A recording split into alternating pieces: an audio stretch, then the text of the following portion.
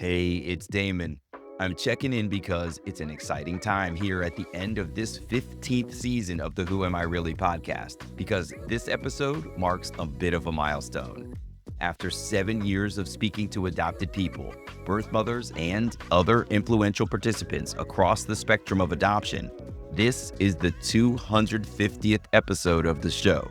So it's a perfect moment to express my gratitude to every single listener who has opened their ears, hearts, and minds to the stories of adoptees.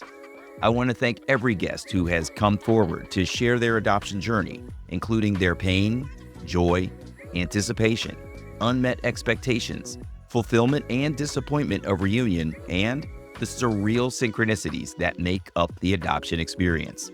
I feel so lucky that the adoptee community trusts me to help explore and share their stories, and I'm truly appreciative for every listener who has spent time here with me and my guests. It's the end of the year, so I'm looking forward to taking a break. The next project is to complete my book exploring the adoptee experience based on the stories we've covered here.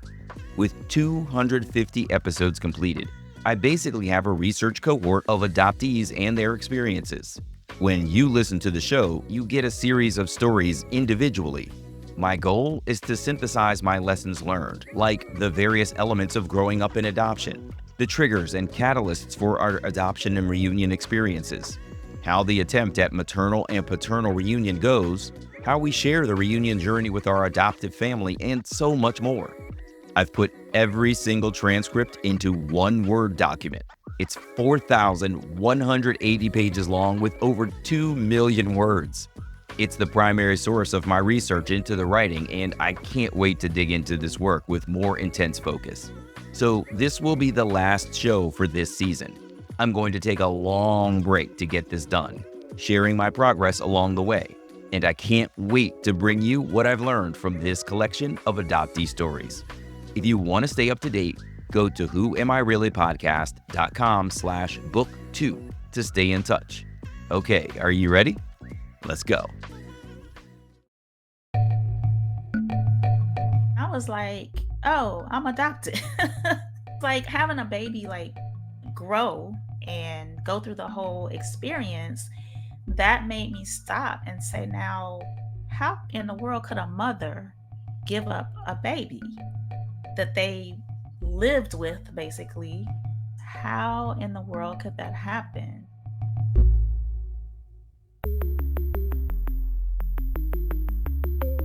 Who am I? Who am I? Who am I? Who am I? Who am I? Who am I? Who am I? This is Who Am I Really? A podcast about adoptees that have located and connected with their biological family members. I'm Damon Davis, and today you're going to meet Katherine. Katherine grew up with an adoptive mother on dialysis, an adoptive father who gave up on parenting, life lessons that taught her that emotions were meant to be suppressed, and later turned to the affection of men to fill the voids in her life. In reunion, Katherine learned of her birth mother's mental health challenges and gained a sister she's very close to, but is challenged to get close to her birth father because his wife is angry over his past transgressions. This is Katherine's journey. Katherine was born and raised in Chicago. When I asked her about her life growing up in adoption, she said it wasn't anything like the typical adoption story that people conjure when they think of an adopted child's life. Katherine categorized her childhood as lonely. She tells the story of her adoptive mother's medical fragility and how it deeply impacted her childhood.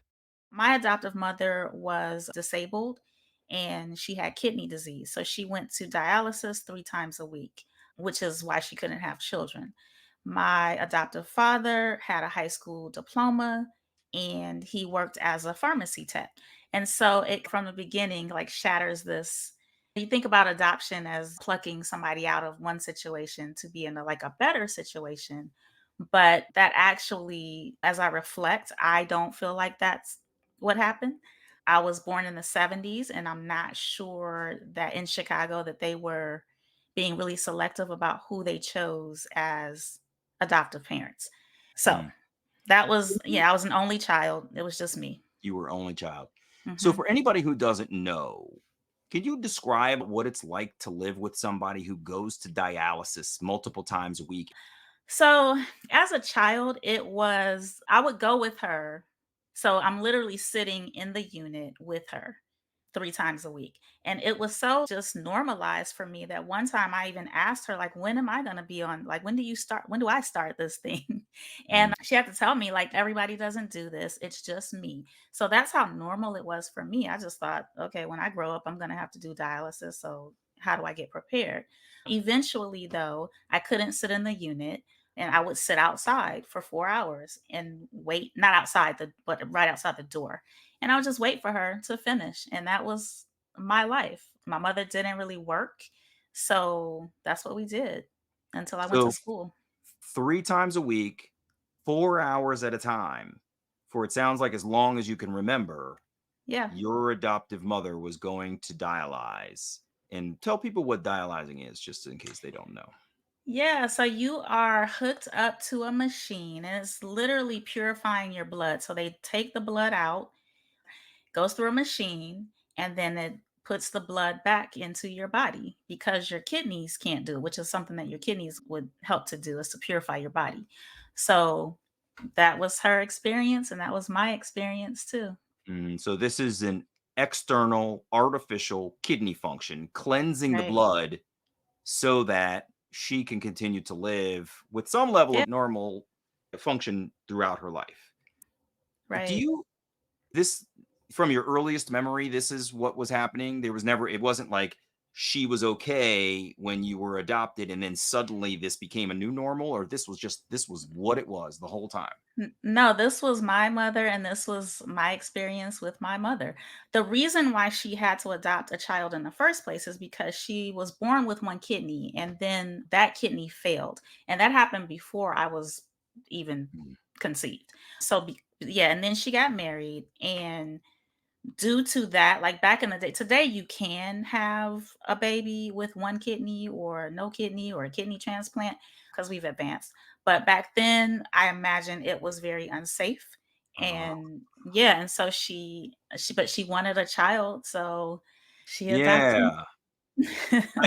What I think I hear you saying is back then, prior to the technology and the abilities that we have now, if your body is not able to cleanse its blood and you've now conceived a child, you're basically trying to cleanse blood for 2 people.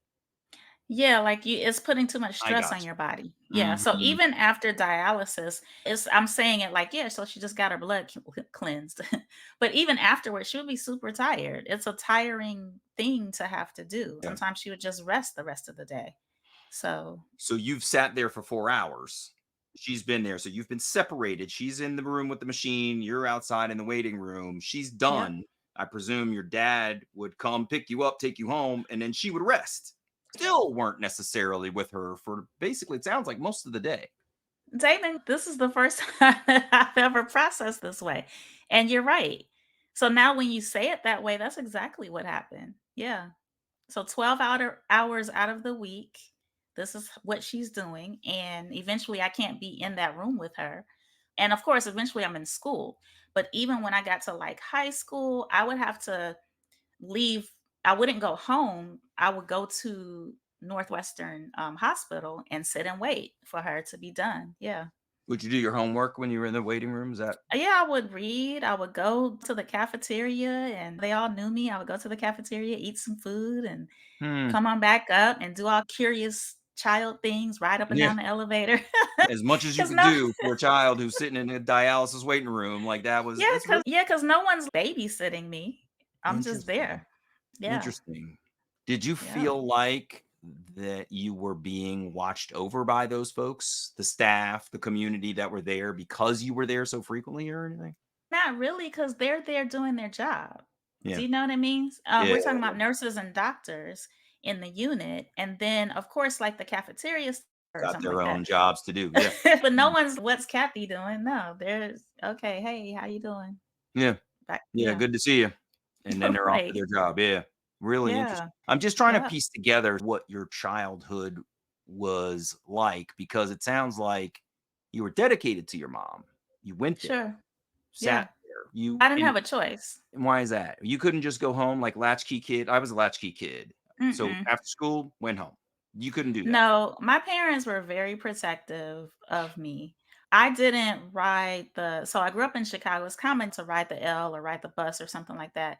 I had to beg to do that. Mm, And even then, it wasn't like, so now you just go home. I could not go home unless somebody was home. And oh, if no one was home, then I had to go the other way and go to Northwestern. Yeah. mhm. Yeah, And they so were your super dad protective. working, you couldn't go Yep. home. So you had to No, go there. and yeah, and so my dad actually worked at Northwestern as a pharmacy tech. So Mhm. he worked like in the basement of the hospital filling prescriptions for people. Would he come see you on break or anything while your mom was in dialysis or anything? Absolutely not. But the Fascinating. hospital is huge. So no, he never, I don't recall him like coming to see me or anything like that. No. Interesting. Yeah. So you couldn't go home and be alone, but you were alone. Isn't that wild? That's fascinating. Yeah. And in 2024, when you think about it like that, like I would never leave my child, either of my daughters, in a hospital just sitting around because actually, Unsupervised. yeah, anything Right. actually could happen there more than at home, I would think. Yeah, we don't need to go down a bunch of scary paths, but to see how But you could yeah, be groomed into trusting somebody or sure. anything just by Yeah. virtue of how regularly you were showing up at this facility. That's really Yep. interesting. Wow. Yep. So it doesn't sound like you were able to get into any interests. Could you play sports or do plays or like what was your childhood like outside of going to dialysis? Yeah, I read a lot. My mother had an English degree from the University of Illinois Chicago. Hmm. And so reading was super important. I don't remember when I learned to read, but Hmm. according to them, I learned around 3. So I was gifted. I went to gifted schools my entire life until my senior year, but then we can get into why that is. But yeah, I read a lot. I went to school when it was time to go to school. And then most of the time, I was just around a lot of adults. When I wasn't at the hospital, I was being babysat by like my great aunt, my great uncle, my great grandparents. Sometimes my grandmother would come get me from Michigan and I would stay with her a couple of weeks. So, yeah, I was just around a lot of adults. Can you Yeah, tell me about your relationships with your adoptive mother and your adoptive father? Because forgive the terms, but it sounds like your mother was medically absent, right? Out of sure. necessity to treat herself. Yeah, Couldn't do a lot of the things that we think of as a mother doing. yeah. Tell me about your relationship with her. And I haven't heard a whole lot of closeness with your dad. Tell me, what were your relationships like? Yeah, I wasn't very close to either one of them. I wouldn't say. I wouldn't call it close at all. They were there and they were present when they were present, but like I didn't really, I don't know how to explain it. It was a different time period. So I'm Gen X, and I think most parents in Gen X, for Gen X people, were hands off anyway. And so I tell people all the time, instead of being let into the street and come back when the street lights come on, I was just, it was go to your room and read, go to your room and play. And Mm, but it's just me, right? So I'm like playing teacher, playing whatever, reading these books, making up stories. But no, I don't recall. And then the 3 of us would be together a lot if we had to do, we weren't always at the hospital, but like anytime something had to be done, like shopping or whatever, car repairs, the 3 of us would go do that. Sometimes we would go to the drive-in and I would mm. just sit in the back and watch inappropriately Eddie Murphy movies. We all did So- that. Eddie Murphy, all that crazy stuff. Yeah. but like in terms of like a family, like a closeness, it wasn't necessarily, I wouldn't describe it that way. It was like my mother took care of me and she did the best that she could. Eventually, she had to get a kidney transplant. And even then, my grandmother, her mother, she had to go to Wisconsin to do that. So my grandmother would come and stay with me sometimes to Mm. get me off to school, but she was like in the hospital. The recovery was weeks. Yeah. Can you tell me what adoption was like in your family? Did you all discuss it at all? When it came up, was it tell me what adoption was like in your family? Yeah, it didn't come up at all. And I'll tell you a story that is just, for lack of a better word, weird.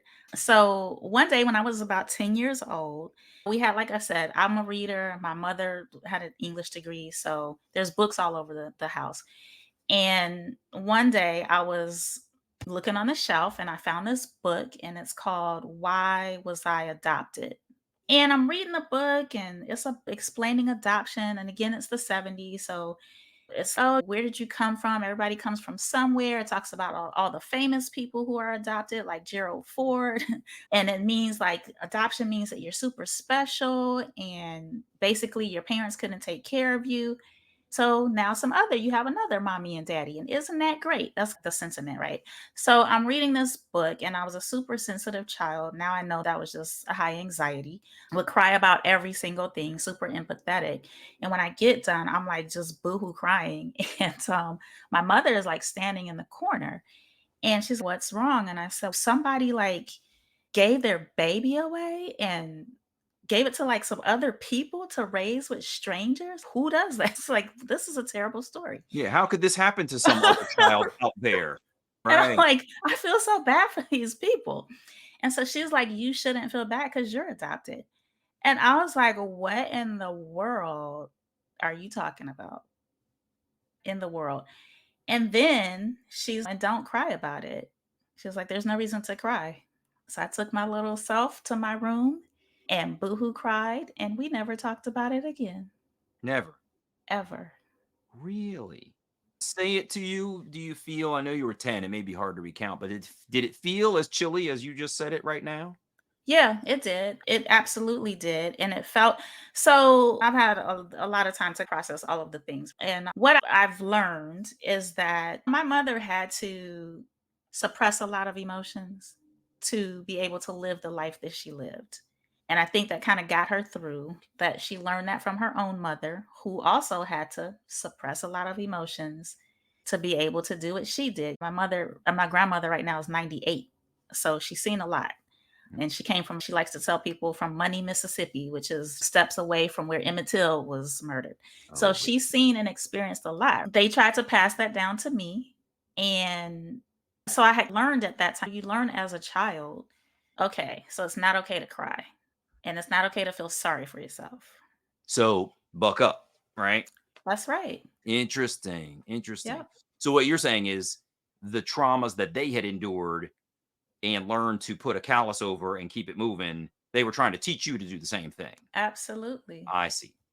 So you learned at 10 years old that you were adopted. You were told not to cry about it, but you went and did that because that was the child you were. And then you had Yep. no outlet for it. You didn't talk about it. Did you even go and ask your dad, what's mom talking about? No, because like we didn't really have that kind of relationship. And again, what am I? I'm 10, so now it's 80s. Yeah, it just wasn't that type of relationship. If your parent tells you this is it and don't cry, that was it. Hmm. There was no discussion at the dinner table. Yeah. No, let's talk about that thing that just happened, right? The kind of parenting that we would do today, more likely to openly acknowledge an issue. Absolutely. They were just like, that's out there. Go over here and do this other thing. And Wow. Damon, think about it, right? Even the idea of me finding a book on the bookshelf. That was what I was going to ask you about. Was this on your bookshelf? This was in the living room. Just left out to be found? It was on the shelf, right? And I'm like a curious child. So anyway, so I'm just looking through stuff, looking, oh, this looks interesting. Let me read this. So it Yeah. sounds to me like had you not discovered it at that time, you might I'm not have not known for a sure. long time after then. I'm Until not sure. Yeah. if you hadn't heard about it at 10 Yeah. and you only got the discussion because she caught you reading it at that time, it Yeah. doesn't sound like it was coming up, especially if they didn't discuss it thereafter. No, I don't think so. But I think also what I have realized is that my mother just wasn't good about discussing anything, and she would put it off on my father. So even though, just as an aside, I'll tell this short little story. My father actually taught me about like periods and menstruation. Yeah, not my mother. Wow, that's really Right. fascinating, huh? Yeah. So I'm just thinking that had I not found it, she would have probably just asked my father to explain it all to me. So she counted on him to do the heavy lifting. I think so. May I ask, how did he do? in terms of this explanation of the female body to you? Was this a proactive, I better tell her about this before something big happens, or did something big happen and he had to? Something big did happen. I got my period, and he now had to explain this to me, and then he decided to roll it all into also a sex conversation Mhm. about now you can get pregnant, now you can and don't do that. And so there was like a banana and a condom involved where he's showing me all the things. And again, this is also while I'm 10. So a lot happened when I was 10. Yeah. 10 was a traumatic year, one of the traumatic years. But yeah, he's explaining all these things and this was awkward. Totally. Because I'm sure you didn't feel like you could ask questions. You don't know what to ask at 10 years old, but you got your period at that I time. I got my period at 10. Uh-huh. Yep, and then he explained periods, sex, condoms, In the most all of awkward the way possible. props. Yikes. So Yeah, that's your first 10 years. yeah, yep. At 10 years old, a lot happened for Katherine. She discovered she was adopted, but there was no discussion about what it meant. She was not given an outlet in the family to process the news, and she was told to withhold her emotions about it. She got her period unexpectedly, then had to endure an awkward explanation of the female body with bananas and condoms as props. Catherine was curious about her adoption, but she didn't have anyone to discuss it with, inside or outside of her home. When I asked about who Catherine thought her birth mother could be, she said one time she saw Diana Ross on TV and wished the entertainer was her birth mother. She said she figured if people were just giving babies away, maybe Ms. Ross was her birth mother. Moving ahead, Catherine talks about her summer when she was 16 years old. That summer, my mother actually dies from kidney failure, and that is super traumatic, and again, my grandmother swoops in, and I get the "Do not cry" speech Wow. again, Over right, death of your mother. over death Wow. of my mother. Jeez. Yeah, except this time I listen and I Really? shut it all down. Yeah. What was that like what does it mean to shut down such a major emotion like that? Because I don't really know. I'm a crier. So I'll probably Yeah. be crying by the end of this thing. But so so I'm curious to know. I bawled when I've lost three parents now, two adoptive and one Mm. biological, and I've cried at every single one of them. I can't even imagine what it even feels like to try to hold that back. I told my adoption story at lunch today and I cried. I can't imagine what it tell me, how does that feel to be told to suppress your bereavement and not acknowledge it? Yeah, it's so the first thought I had is like a valve. It's like literally cutting off a valve. But it felt like I felt very powerless. And the type of person that my grandmother is, you don't, at that time, you don't say anything back to her. So if she says, this is not, don't cry, and I'm 16, right? Like today, 16 is not the same as yesterday, 16. So 16, I'm like, yeah, I guess I better listen to my grandmother. And also because this is the only person, my dad was there, but, and he was crying. And even her husband was, he, so her husband, my grandfather was crying, but he would turn his back. And so this whole family was really just don't show any emotions. Mhm. And honestly, this is the adult me thinking back. In order to fit in, I had to try to do that. Hmm. So, yeah, even with my grandmother at the funeral, she didn't I never saw her cry about her daughter dying. Unreal. Yeah. Yeah, And so but I like tried you to said, imitate it. yeah, you're watching her and you're just going, "She's not, so I'm gonna hold this back." Wow. Yeah, and that's what I did. She I had a did. lifetime of learning it, like you said, multiple Yeah. traumas in the community and presumably throughout her Through life. her life, yeah. So, what's the next moment for you? When did you decide that you wanted to search for your biological family, and how did that go?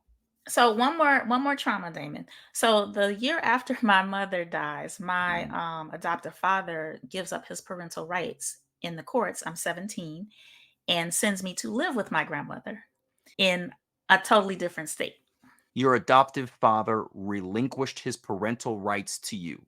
when I was 17. He said, "I Absolutely. no longer want to father this child." We stood in the courts 8 months before my birthday, my 18th birthday. Tell me about this experience. How was this to stand here and watch this man that has been your dad for years say, "I quit. I'm off the job." Yeah, so by then I had mastered, I had a whole year. So I had mastered a whole lifetime and then the year that my mother died. So I had really mastered just not caring at all, I thought, or just putting it somewhere. Right? Saying, Not yeah, oh, yeah, I guess this is life. But isn't Yeah. there a piece of you I mean, I can just imagine myself standing there being like, "What? F that guy." Like, just angry. Did you You kind feel of any of that? I was pretty numb. I didn't feel angry. I honestly, in the moment, I didn't feel any of that. I really just felt, I think by that time I was just numb to all of it. It had been so So much. yeah, for me, that was just like, oh, okay. Backtrack for a moment, though, before you get to court, how do you hear that court is coming? Does he tell you, "I don't wanna So do this"? Do you get a parental divorce in does he separate from you, or does he just say, "Get in the car, we gotta go somewhere," and it just splits? no. So what happened is at the tail end of my junior year, the year my mother died, I was a junior in high school. And at the tail end, I skipped school with some friends. I don't even skip school. I think I was late to class and we forged a pass. And so I got suspended. And I wake up. So I have a birthday. My birthday is at the end of the year in May. We have a birthday party. I wake up and he's put all of my stuff in trash bags while I was asleep in the middle of the floor. And then he takes me over because everybody's in town because it's my birthday. So he takes me over to like a family's house and my grandmother's there and I'm there with these trash bags. And he's, yeah, I can't do this anymore. You can have her. And there's a whole brouhaha or whatever. And I finish out the year a little bit after my suspension. I go to live with my grandmother in Michigan. And someone tells my grandmother, so it's her idea. Someone tells her that if something happens to me, she can't take me to the hospital because she's not my legal guardian. And Mhm. so she's, yeah, that's great. So I have to become your legal guardian. And that's how she told my father that. And he agreed. And even the judge was like, "Do you all realize this person is going to be 18 in 8 or 9 months? What are you doing?" And my grandmother was like, "Yeah, but that doesn't mean anything. She won't be grown." She was Mhm. like, "Nobody's grown in my house at 18." And so, I mean, you understand. So, Yeah, this yeah, is what happened? wild, Kathy. Good God. So Yeah, what was it like then being transitioned into how was your life in your grandmother's house? You're an adoptee who's yeah, not able to acknowledge your adoption with anybody, right. and you're in a family that doesn't acknowledge emotions. You've been severed from your adoptive father, and you're now in your grandmother's house, whom it doesn't sound like you've spent a whole lot of time with. How is this growing up with her? It was only that year, right? Mhm. So, but pretty much I wasn't paid attention to there either because she's a grandmother. And also, my grandfather had just had like open heart surgery. I think he had one of the first defibrillators ever. Yeah. So she was dealing with that. I think her sister had gotten hit by a car. So she was also living there. So my great aunt. So there was a lot going on. And I got pretty much lost in the shuffle repeatedly, and there is where I started to just wild out, but Build. no one knew. Yeah. Yeah, you said an important phrase there, lost in the shuffle repeatedly. Mm, And right when you said it, you're absolutely right. It hit me that dialysis had you lost in the shuffle. mhm, Presumably, the time leading up to your mother's death was a decline of her health. And so every piece of mhm. attention is focused over there, not on you. Then this relinquishment officially in court, which I still can't believe. And Yeah. then, unfortunately, in your grandmother's house, the death of your grandfather, another big shuffle that doesn't allow any focus on you and what you need. Well, he So was alive, he just was decline. not well. Yeah. So you said your words were, "I started wilding out." What does that mean? That means I started to pay attention to the boys who were paying attention to me, which Yeah. was a lot. Yeah. And so in this particular little town, I actually did end up with one boyfriend, but the relationship was just having sex and thinking Mhm, that it was love. It was just, today they would call it toxic, I would think. mhm. But yeah, it wasn't. It was just like, and trying to fill a void, right? That's what I was gonna ask. Is it that I'm gonna make the assumption there wasn't a whole lot of hugging and affirmation in your family growing up, so you don't actually know what feels like from a physical, affirming verbal confirmation, you Right. know, all of the stuff that I do as a parent, encourage my son, I tell him I love him before I leave him and things like that. You weren't getting any of that. So you don't really know what it is. And now people are paying attention to you. You weren't getting much Hmm. of it. Right. People are paying attention to you in this very intimate way. They're probably telling you things that I know guys say some crazy stuff to get what they ultimately want. And it Damon, they probably didn't. feels Yeah, they didn't have to say much. because you needed the attention. The void was so big. Yeah, they didn't have to say much. Just you're pretty, and I'm like, Wow. Hmm. yeah, yeah. That's really unbelievable. So, what does this turn into? You're 18. Did you Hmm. graduate from high school? Absolutely.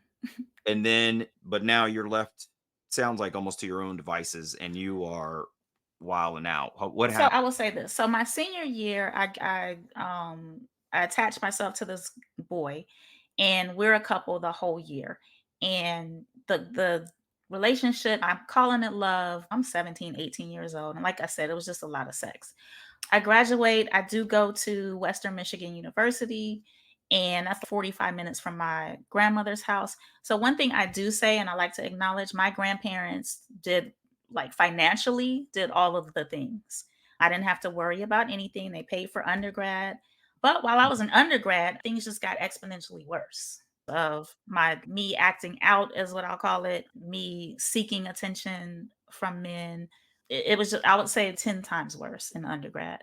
Really? Yeah, Was it yeah. was it only sexual or was it like alcohol and drugs and partying? Was it or was it just like purely seeking affection? What was the combination there? Yeah, it was primarily sex. Alcohol was a part of it too. I would say it was a secondary thing. They call it a comorbidity. Mhm, Usually anybody who has one thing has something else. So mhm, mine was alcohol. And that got exponentially worse too, primarily because of the freedom that you have in undergrad, mhm. Yeah. left to your own devices. Yeah. Yeah, yeah, you're making your own decisions and they're not always the best, but they No. feel really good. Sure. And especially Yeah. given a void that is unfilled in the prior part of your life, when somebody's paying that kind of attention to you that really should have been paid attention many years ago, during formative Yeah. years, not in Yeah. teen years, you're gonna soak it up, right? Yep. That's yeah, I could see how that would have been a really wild time. So, Yeah. did you go through all 4 years like this? Did you graduate? Tell me how what is the outcome or the how does this Okay. So it doesn't end for a very long time, but I do meet a man in undergrad who is currently my husband, and we get all booed up, and I'm in love, in real love. And I do graduate from Western with a bachelor's in education. I become a teacher, Mhm. marry him. I'm gonna Then pause you for a quick oh, second before you go go ahead. on. I just wanna Yeah. know, how did you know the difference? Why was he the Yeah. one versus everybody else? That's a great question. I just felt different. I hate to say it that way, but I'm a real, like, now that I know myself a little bit better, I can always feel when something is right or not right. And this just felt different. One Mm, thing is that he was not immediately interested in sex, like, at all. And he thought I was weird to even bring it because I brought it up. And he was like, hold on, what are you doing? So there's that part. He was very mature. Like, even he's 2.5 years older than I am, but even then he was like super mature. mhm, So he was, let's slow all this down. What are you doing? And then he acted different. We went on actual dates. Yeah, he, back in the day, even before my day, I guess they would call it like courting, like he actually did that type of stuff. mhm. And then The we old entered fashioned. in, right, after we established like a friendship, and now it did move quickly, but still it just felt different than Mhm. everything else that I was doing. Yeah. Yeah. It sounds like for the how rapid it had been with other people, just a couple of steps slower was enough to see a difference in what a relationship could be versus Right. just the act of trying to have some sex. I understand what you're saying. Yeah. Wow. Yeah. So you got married, you did you say you started teaching? What did you say? You Yeah, yeah, I became an English teacher, had a baby, and that, Damon, is when I was like, "Oh, I'm adopted." Yeah, I was like, having a baby, like, grow and be able to feel all the things and go through the whole experience, that made me stop and say, "Now, how in the world could a mother give up a baby that they lived with, basically, for 9 or 10 months. How in the world could that happen? And so that is when I started looking. Tell me what it was like when your child was born. You're looking at this biological relative. You've never had one before. Yeah, it was now that I was angry about because my daughter looks just like my husband. And so I thought that, I'm gonna have this baby and the baby's just gonna look just like me. And now I'm gonna have somebody who looks like me. And then she looks just like my husband. It never even dawned on me that she would look like her How you father. gonna grow inside of me and come out looking like him? Don't make no sense. I'm the one that did this, right? And so I felt a little resentment. I And can imagine. then, Yeah. yeah, my grandmother would constantly too just be like, she looks, and she doesn't just look like my husband, she looks like my husband and his mother. And so Their she would family. always, yeah, my grandmother would come around and she'd be like, she looks just like Nana. I'm like, okay, I don't want to hear that. So I start the process then. Katherine called the Department of Children and Family Services, or DCFS, to try to get some help. Unfortunately, DCFS does not see themselves in the business of reunion, only placing children in homes. They gave Katherine the number for Midwest Adoption Agency, which had a different approach, and Katherine said they did help her. They asked her for her birth date and her name at birth. Katherine had to call her adoptive father, whom you'll recall had relinquished his parental rights, to ask for her original name. He told her when she was born, her name was Petulia. With Katherine's birth date and original name, Midwest Adoption Agency was able to provide her with a new set of information. They said they had a list of her family members, but Katherine could only pick one for them to reach out to, so she chose her grandfather, figuring he had to know something. The agency also sent Katherine a 5-page document with information on the circumstances surrounding her adoption. My birth mother actually was schizophrenic and had been a part of the system, she and all of her brothers and sisters. Mhm. So the state knew who they were. And As also in they had been in foster care? foster care, yeah. So this 5-page document explains her mental illness. It also explained her condition. It lays it all out that she used to walk up and down the street with a baby carriage, an empty baby carriage. Sometimes she would go to her own caseworker and try to figure out if she wanted to have an abortion because Roe v. Wade had just been passed March 73, or they were in the whatever, but it had been passed March 73. I was born May 73, but all the way up until that time, she was trying to figure out what to do. And all of that is in the paperwork. What ends up happening is she decides to have me, but then she leaves me in an apartment building for 5 days. Oh my gosh. Yeah. Wow. As a 5-month old. Yeah.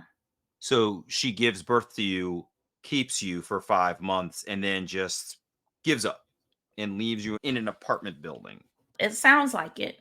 And I'll Wow. circle back Yeah, to that later. sure. But yeah, it sounds like that's what happened. Mm, Yeah. wow, this is wild. I got a couple of questions just Yeah, quickly. yeah, yeah. How long had it been since you had spoken with your father, your adoptive father, Mhm. that you had to now call and ask for this information? I Just know curious. it sounds crazy, but we would talk all the time. I would go see him for Christmas. I would call him. We had a relationship because I maintained a relationship for a very long time I with see. him. Gotcha. Yeah, because it's your father. So what are you gonna do? Like it's the only father. Yeah, so you would reach out, but it doesn't sound like he was reaching to you. It Not was really. monodirectional. Gotcha. Yeah, yeah, And yeah. then how was it? So this is Chicago, Illinois is where your birth took place. How was it to get this level of detail in a report, right? A lot of times reports generalize things, Yeah. but you have gotten an actual transcript of the history of what happened, and it sounds traumatic. How was it to read this stuff? As I employed those methods that my grandmother and my mother taught me, and I packed it all up and put that shit under the bed is what I did. Mhm. Literally put it in a little folder, put it in a little plastic bin and put it under the bed. Took the feelings out, put it I in the was bin like, too, and shoved it all under the bed. Wow. Mm. yeah, yeah, Dang. So yeah. really didn't process it. Oh, You were not just at like, all. "That's that story," and you just kept it moving. Yeah, I was like, "That's a sad story," and I even had a friend who was, like, boohoo crying on the phone with me, and I was like, "What is wrong with you? Whatever, everybody has a story, and you listen, this is how you learn, all that intergenerational trauma Wow. and coping mechanisms." Yeah. Yeah. Mm, So, like I said, the social worker told me I could reach out to somebody, but I was like, I don't think I wanna do that." So I mhm. just put that on ice for a second too. Yeah. You had 2 options of people to reach out to, but you could only pick one. Who did you pick Mhm. and what happened? Yeah, I chose my grandfather because I thought that he would know the most. For some reason, I thought he's the whatever. Maybe he will know everything. So Damon, he didn't know anything. Now that Not I a man of know that generation. Yeah, I could see, man. he didn't know anything, instead, he gives me my aunt's number. He was like, one person who would know is your aunt, and her name just happened to be Catherine. So he gives me Aunt Catherine's number. Aunt Catherine actually lived 2 hours away from me. We talked on the phone for hours the first time. It was great. She told me that she tried to get me from to raise me, but the state was like, "No, because you all already have a bunch of issues. We're gonna save this one," basically. She also was a child who was in the foster care system. Yep. Therefore, the system was like, "Nah, you guys Nope. got a lot of challenges over there." Yeah. Oh, that's really interesting. How was it to hear that she had tried to come and get you? I felt so good about that because as an adoptee, you feel like you're just left into the whole story, right? Like you think somebody just abandoned you. So it felt really good to know that that's what had happened. And then I got really close with her daughters, who are my cousins, and they said that she used to cry every weekend and wonder, she would get drunk and cry every weekend because she didn't know where Petulia was. Oh my goodness. Wow. Yeah. And so even Mm, though that's like sad, but it made me feel like somebody actually wanted me. yeah, So yeah. contrary to what you had experienced that so far. Wow. Yeah. Really wild. Yep. So, did you end up meeting her? So she's only 2 hours away, Mhm. and I'm in Jacksonville, and she's in Savannah, Georgia. Mm. And so we went, my family and I went and hung out with her, my husband and 2 daughters, and walked around and did touristy stuff and had an amazing time. And then a year later, she died. Oh, no. I'm so sorry. Yeah, she had a Wow. heart attack. Yeah. I assume you weren't able to grieve her either. No, not yet. Really? How long I ago was it? laugh, Still not but yet? yeah, not at that point. That was, oh my gosh, like maybe '07, I got something you. like that. Yeah. So, this is one of those things where it friggin' sucks that you lost them so quickly, but you're so lucky to have gotten her before she passed. You know what I mean? Like, you got Right. a year, you got to actually physically meet her, Sure. create the memory, get to know your cousins. I'm with you. It's awful that you end up losing her so fast, but Yeah. it is very fortunate that you were able to find and connect with her for real. Catherine's aunt Katherine shared some family history with her, including an extensive history of mental illness in multiple people. There was anxiety, depression, schizophrenia, and more. Lots to cope with on her maternal side. When I asked Katherine about her paternal search, she said the 5-page document the agency gave her listed the janitor of the building where she was left by her birth mother as the father. Before she passed, Aunt Katherine told the story of Catherine's birth mother's pregnancy with her. She said she told her sister, "Before you have this baby, please tell me who the father is." Catherine's birth mother pointed to the janitor, a tall, lanky, white man. So that was '07. I go through a series of, so even though I'm married, what has developed now, what I used to use as a coping mechanism, actually then develops into a sex addiction. So that's in the background of my life. How do you Me, mean that? I'm having affairs. I had a 5-year affair. I'm having one night stands at the club repeatedly. And so I had a lot going on, but this behavior stayed with me. And I think it picked up right around the Aunt Catherine stuff. That's what I was wondering, if the emotional moment of actually finding and connecting with these people was a trigger. that Yeah, it reactivated this addiction for you. I Wow. would say so. And Mhm. so all of this was happening. Also, you asked about graduations. I got a master's. I'm getting a doctorate. So all of this is happening while Wow. I'm not, because I'm doing all these other things. I'm doing everything but processing. And so Yeah. and I'm doing the things that people praise me for, right? Oh my God, you just got a PhD. Oh, yeah, that's great. But really, it's just another way to not deal with the things. Mhm. Yeah. Yeah. I think it was Liv said the same thing. She was a birth mother. And she said, and I've heard other people tell me they just wanted to overachieve because if they stopped doing, then you have to stop and think about it. So just keep Yeah. going, keep And achieving, who keep wants to do learning. that? Right. And we both know you're not Yeah. one to face emotions because you've been taught not to. So Right. I see where you're Right. coming from. Right. Wow. Yeah. So those early things that you asked me about too, the alcoholism, all of it, it's just all Return. on repeat. Yeah. Huh? Yeah.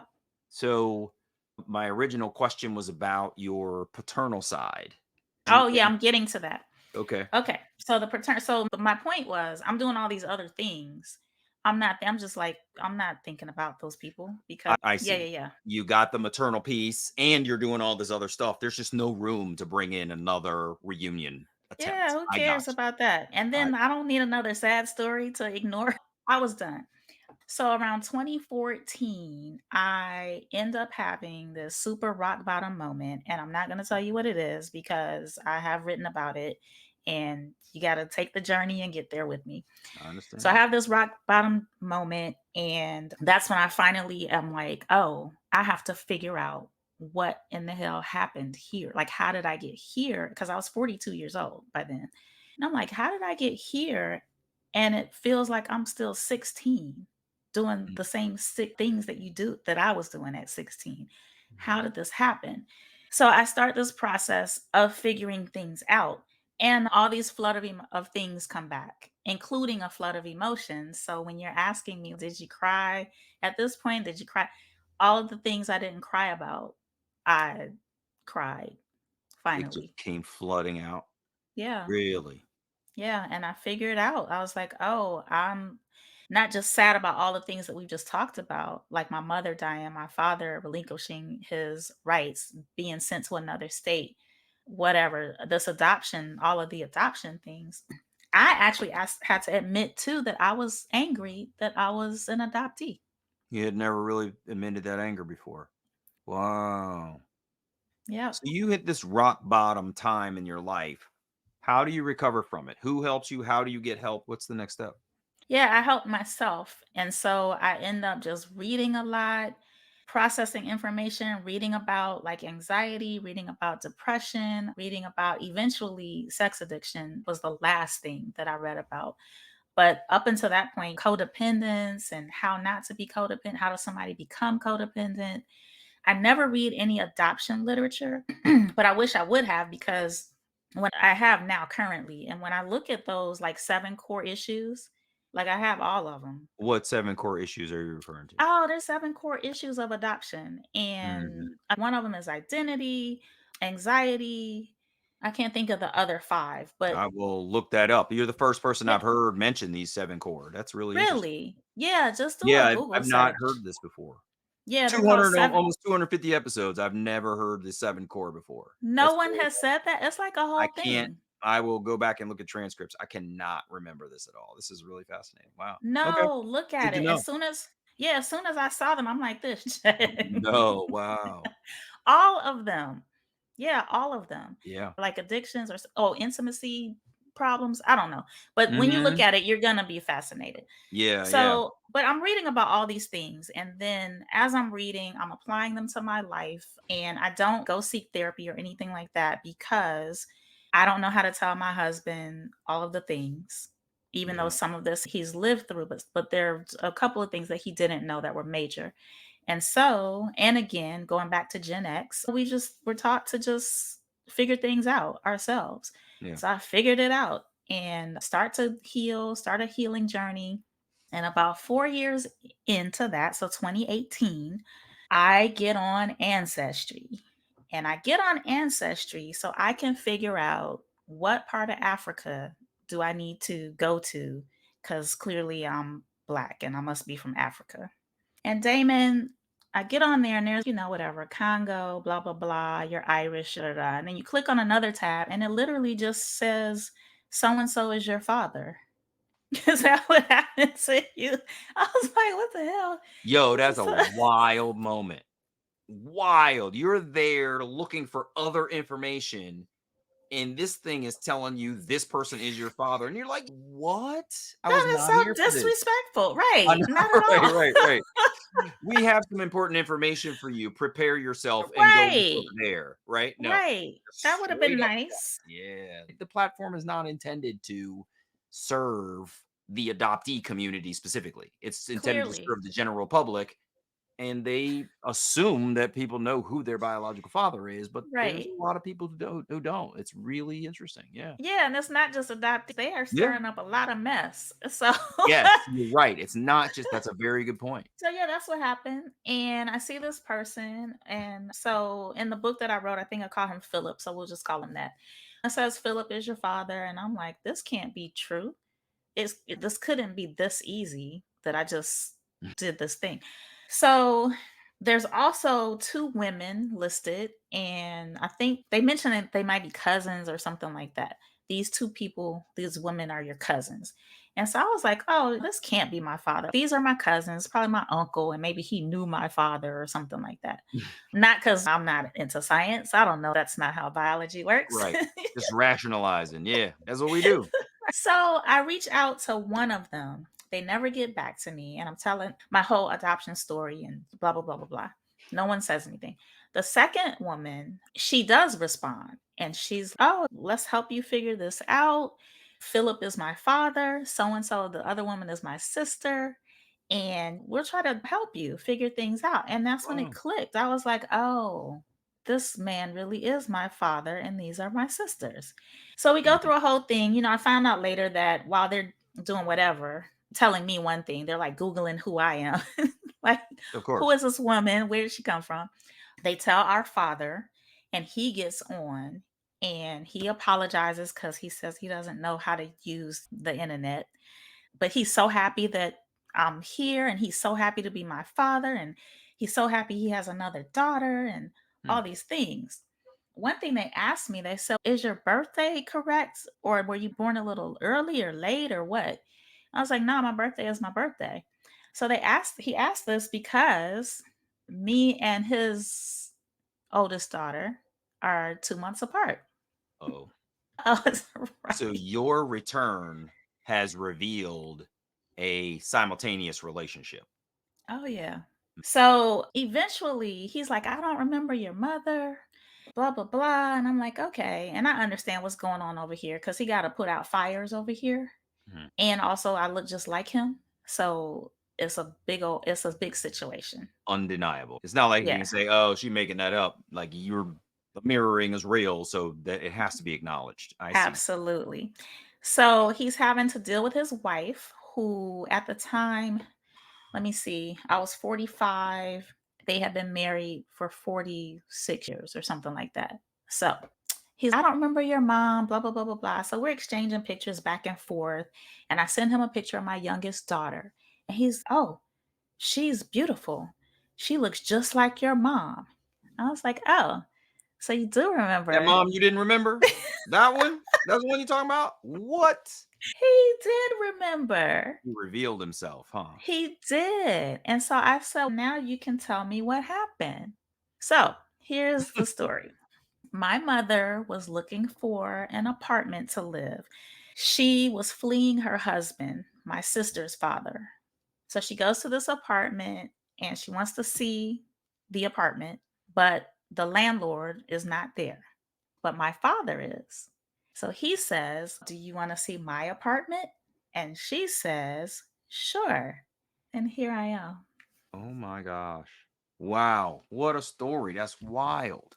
Yeah, so let's go back to the why she left me in the apartment because Yes. for many years I had that same story like, oh, she just left me there instead of taking me to the place. So, 1973, you had to get, and I imagine it's the same now, but you had to have two signatures to give a baby up for adoption.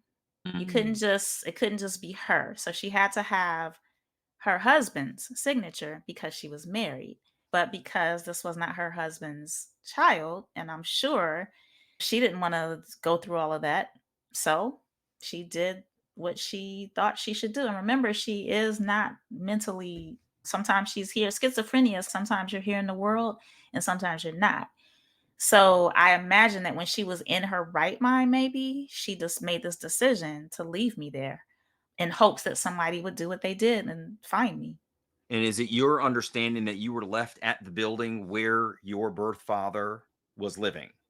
I'm not sure. That part I haven't been able to figure out. I see. Yeah. So it sounds then your assumption or hope is that she was creating sort of a safe haven kind of thing. If you drop a baby at the hospital, they have to take it and do something. Right. It sounds like you think she was hoping that because it's an apartment where people live, Mhm. would find this baby and say, oh my gosh, let's take it to the next step.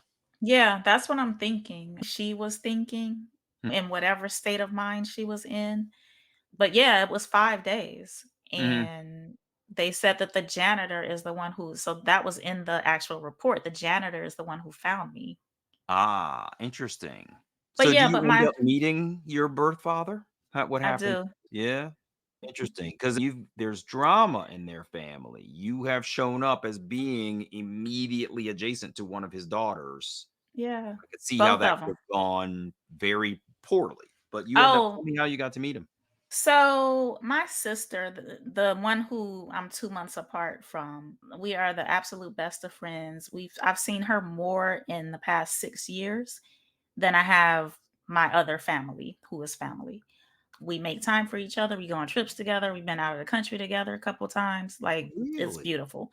Yeah. So I start with her though because my father and his wife and family are Jehovah's Witnesses. Uh-huh. And something happened when my sister was 19 and she ended up disfellowshipped. I don't know if you're familiar with that, but basically that means that you cannot talk to your family and your family cannot talk to you. Oh, so she's not just I thought what you were gonna say was it meant she was removed from the religion. That You're too. saying she was forced out of her own family. Yep, those are the rules with Jehovah's Witnesses. Whoa. And I say that because I think there's a reason, aside from our personalities, which are super similar. I also think there's the abandonment piece where I was abandoned so much and then she was abandoned by her family and now we have each other. So there's that piece. You're 2 magnets and you sit them on the Yep. table and Yep. wow, they just come together. Wow. Yeah. So she has been the most accepting, close to her family, like her husband and children, and she's close to mine. My daughters went up there this summer to hang out Yeah, with her. So it's a beautiful thing.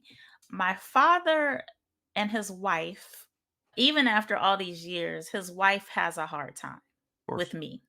So we've gotten together, I want to say 3 times. And every single time she sits directly in front of me and just stares at me. Grilling. Mm, Yeah. And so I've never really been in space with my father where it's just me and him. He and I. mm, Yeah. really? Wow. Mm-mm. Yeah, that's rough. Yeah. I said, "Of course," and I didn't mean that. I'm No. thinking naturally she could have a hard time about this. Not Yeah, that yeah. it's appropriate, but because there are some birth parents, significant others who find this out and they go through this drama and then they go, "You know what? This is water under the bridge. Like, I'm not gonna stress myself out over this. That's what I thought was gonna happen. Come here. I'm not gonna stress myself out. Let's just get over Yeah. this." But it sounds like she was like, I cannot believe I have lived my entire life with this pristine image of how everything developed. And now this person is sitting here in front of me. And the thing that I think is so interesting is that she's grilling you. You didn't ask to come here, right? Yeah. I I'm did not not. my mother. Right. It's not your fault. No Yeah. adoptee asks to be born. No baby Yeah. does. So to be blamed for the transgressions of the adults in the situation is it's just incorrect. It's just Yeah, wrong. it's just it's been a lot with them, and my father is in a precarious situation because it's clear that he does want to have a relationship with me, but his wife is like a wall. I'll tell you just briefly, when I was back home in October, I stopped by their house, and before I stopped by, I asked my father, I said, I want to come by. Can I just come by and it just be me and you?" And he said, "Sure." No, it wasn't. As soon as she met me at the door. She met me at the door, and then there was a whole situation where I won't get into it, but I end up in tears because it's a situation, and it's Yeah. one that she doesn't know how to deal with. And if we go back even to the earlier conversation, she's of that generation, right? She doesn't know how to she's got stuff on the shelf too. Yeah, that's right. Yeah, So I'm curious about a couple of last things. sure. You've now talked about connecting with emotion. You just told me you cried at the door, which would have not been a thing it doesn't sound like you were even capable of. Not that you No. didn't want to, you just had taught yourself not to. Yep. I'm curious to know how you find emotion in your life these days. Do you find yourself wanting to turn it off like you had habitually in the past? Or are you just, let me go ahead and accept everything? Tell me how you deal with emotion these days. Yeah, now yeah, like in that story that I just told you, I just let it out. And or I'll announce it sometimes. I'll say, "I'm about to cry." And everybody around me is okay. Just do that. Hmm. You're going to tell us about any other bodily functions we need to know about? Right. That's basically how it is. I'm like, okay, let me let you know. Or I'll say like to myself when I feel, because that was also a part of it, is learning how to actually feel the emotion in my body.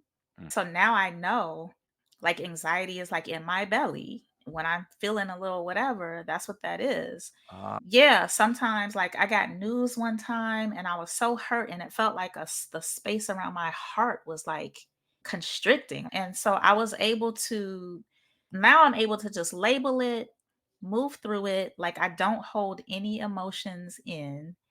I ask the person if it's an issue with a person, like I'd let them know I need space and I'm gonna get back to you. I cry if I need to cry, go be angry if I need to be angry about something. Yeah, totally different. yeah. Totally So where different. there was a valve before that you could just turn off, it sounds like you've now broken it off. Yeah, And if it's coming, you're going to let it come. that's it. Yeah, and it's okay. Yeah, that's really amazing. The other thing I wanted to ask you about was sex addiction. People in general have a challenge with addiction, whatever it is, gambling, drinking, smoking, Mhm. whatever it is. Folks who don't have an addiction or haven't experienced it have a natural reaction to say, why don't you just quit? Like, why do you keep doing it? But sex addiction is not something that you hear about a lot. Yeah. And if I had to guess, I would imagine it's harder to get people to accept that it's a real thing. I'm curious to know, how do you educate people and talk about it to help them understand that it is a real addiction?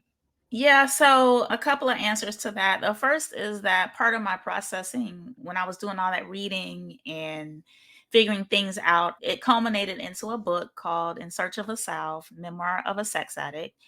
And it really shows a lot of what we just talked about. So the intergenerational patterns, the unresolved trauma that I carried all through into the fourth decade of my life, the rock bottom moment. And also, there is woven into there is the adoption story and exactly how I described it here, which is just ignoring everything, not realizing that was also part of the trauma.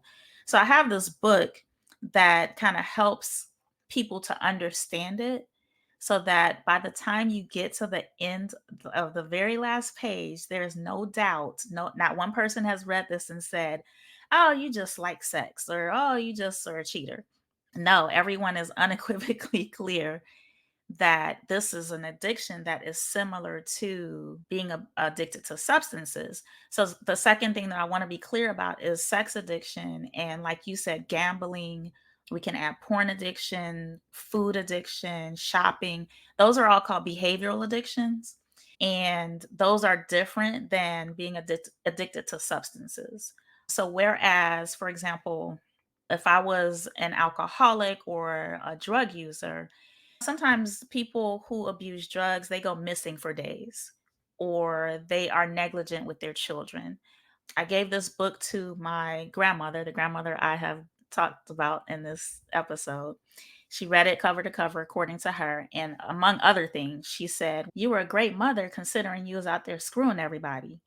And so I say that because that's what can happen. So with a behavioral addiction, no one has to know.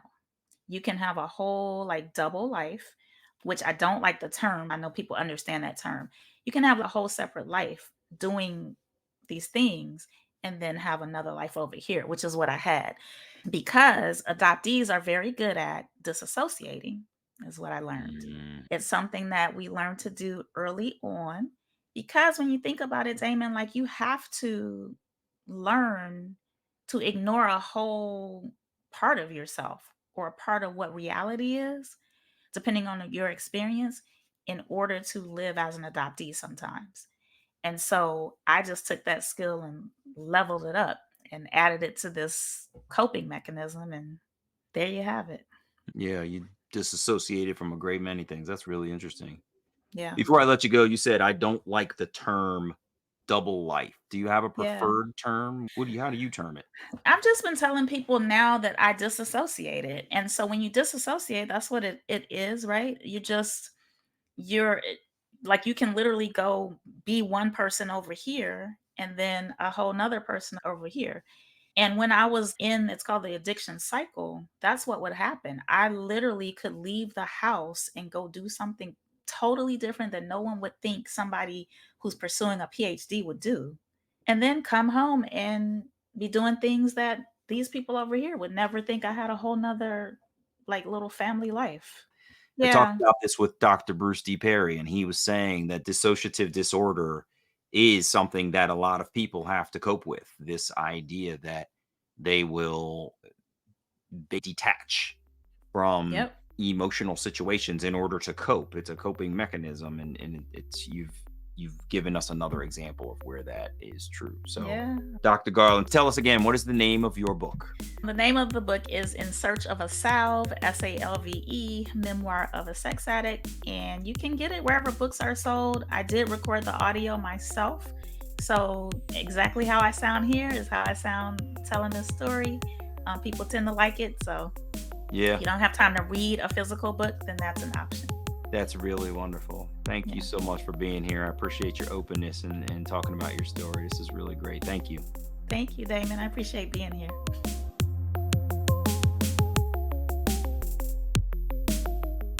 Hey, it's me. Katherine grew up lonely in the care of a medically fragile adoptive mother and an adoptive father who must have reached the end of his rope with the responsibilities of his wife and adopted daughter. Growing up, Katherine got lost in the shuffle, was taught to suppress her emotions in all situations, and learned to fill the void of attention and affection through sexual relations with men. In reunion, Katherine learned her origin story from the mental health challenges of her birth mother to the affair her birth father had when she was conceived. Katherine's book is called Searching for a Salve, Memoir of a Sex Addict. I truly appreciate Katherine's openness in sharing her story. It would be easy to hide elements of her life, but she's speaking openly about sex addiction, owning her narrative, and healing herself along the way. There's real power in every adoptee owning their story for what it has exposed them to, done to them, and made them endure.